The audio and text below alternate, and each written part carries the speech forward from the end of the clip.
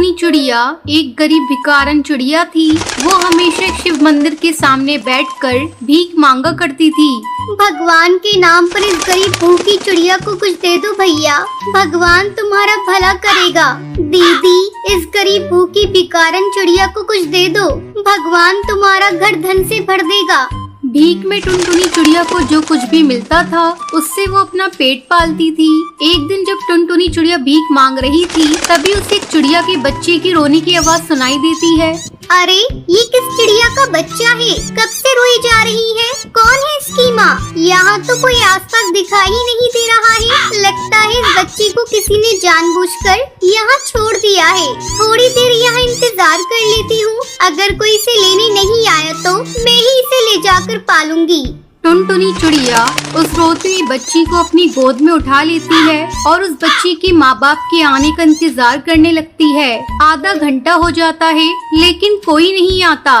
बहुत देर हो गई, लगता है इसे लेने कोई नहीं आएगा। मैं इसे अपने घर लेकर जाती हूँ और वहीं इसका अच्छे से पालन पोषण करूँगी। टुनटुनी चिड़िया उस बच्ची को लेकर अपने घर आती है, साथ में वो बच्ची के लिए दूध भी लेकर आती है।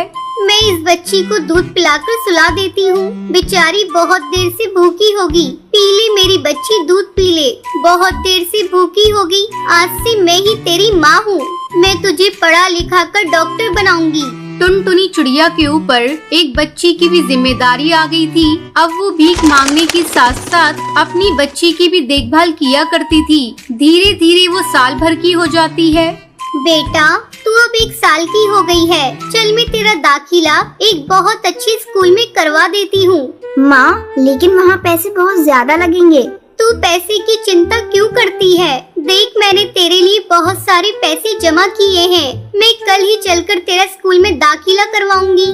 हाँ माँ, मैं मन लगाकर पढ़ूंगी और बड़ी होकर मैं तुम्हें भीख नहीं मांगने दूंगी माँ।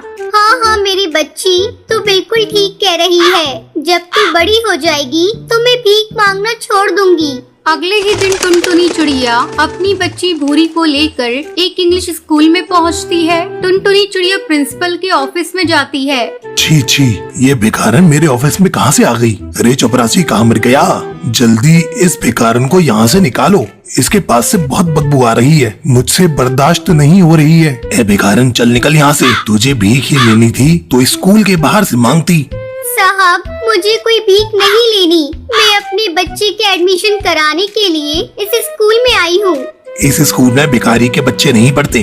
सेठ जी, किस किताब में लिखा है कि भिखारी के बच्चे बड़े स्कूल में नहीं पढ़ सकते? आपको अपनी फीस की चिंता है, मैं उसे हर महीने समय से दे दूंगी। बस आप मेरी बच्ची का दाखिला अपने स्कूल में कर लीजिए, मैं आपका ये एहसान जीवन भर नहीं भूलूंगी। अच्छा ठीक है, मैं तेरी बच्ची का एडमिशन अपने स्कूल में कर लेता हूँ, लेकिन हाँ, समय से तू इसकी फीस जमा कर देना। उसके बाद टुनटुनी की बच्ची का एडमिशन उस स्कूल में हो जाता है। अगले दिन जब टुनटुनी चिड़िया की बेटी भूरी चिड़िया स्कूल जाती है तो कुछ पक्षी भूरी से कहते हैं, देखो, इस स्कूल में भिखारन की बच्ची भी आई है। ए चिड़िया, तू हम लोगों से दूर रहना और हम पक्षियों से बात करने की कोशिश भी मत करना, हम रईस पक्षियों के बच्चे हैं। भूरी चुपचाप अपनी सीट पर बैठ जाती है। वो किसी भी बच्चे से बात नहीं करती। छुट्टी होने के बाद जब वो अपने घर आती है तो भूरी चिड़िया अपनी माँ से कहती है, माँ, मुझे कल से स्कूल नहीं जाना, सारे बच्चे मुझे आज चिढ़ा रहे थे, भिखारन की बच्ची, भिखारन की बच्ची। माँ, तुम भीख मांगना क्यों नहीं छोड़ देती? मेरी बच्ची, मैं कैसे भीख मांगना छोड़ दूं? मेरे पास कोई दूसरा रास्ता भी नहीं है। जब तू बड़ी हो जाएगी, पढ़ लिख कर कुछ बन जाएगी, तब मैं भीख मांगना छोड़ दूंगी। तू किसी की बातों पर ध्यान मत दिया कर, तू सिर्फ पढ़ाई पर अपना ध्यान दे।